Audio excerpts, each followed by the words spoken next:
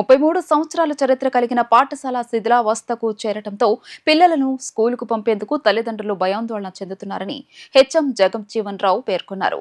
గత ప్రభుత్వ నాయకులకు, అధికారులకు తెలియజేసిన ఎలాంటి చర్యలు చేపట్టలేదని ఆయన ఆవేదన వ్యక్తం చేశారు.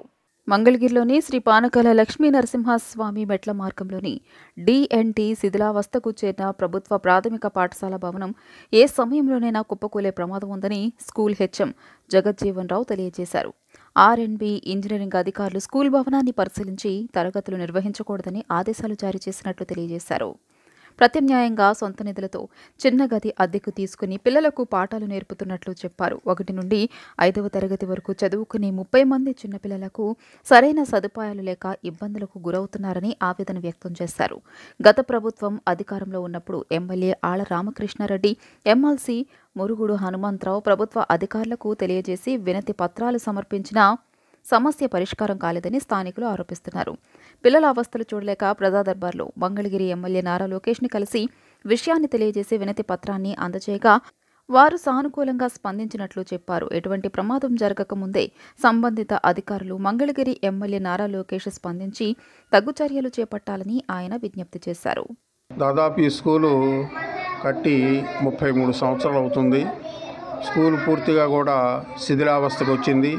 ఈరోజు వర్షం మొత్తం కూడా స్కూల్ బిల్డింగ్ మొత్తం కూడా కారుతుంది. చాలా ప్రమాదకరంగా ఉంది.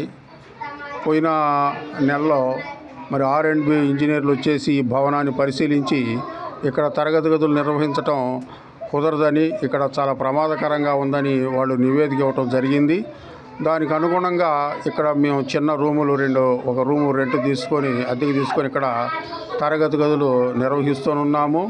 ఈ నెల 3వ తారీఖున మన గౌరవ విద్యాశాఖ మంత్రులు నారా లోకేష్ గారిని ప్రజా దర్బార్ కార్యక్రమంలో కలిసి ఈ యొక్క స్కూల్ విషయమై వారికి వినతిపత్రం కూడా ఇవ్వటం జరిగింది.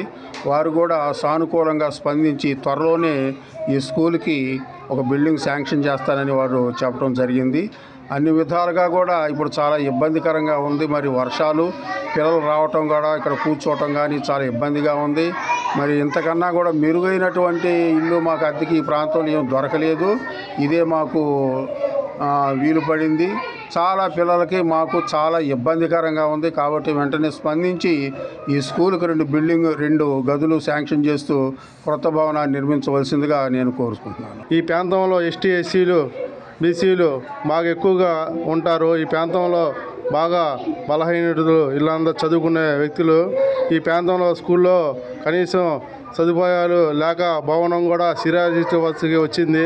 అది నూతన భవనంగా ఏర్పాట్లు చేయాలని గత ప్రభుత్వానికి విన్నపంగా మేము మెమోరాండం పద్ధతిలో ఎండిఓ ఆఫీస్కి కానీ, జిల్లా కలెక్టర్ ఆఫీస్కి కానీ, నాయకులకు కానీ ఇస్తాం జరిగింది వైసీపీ ప్రభుత్వంలో.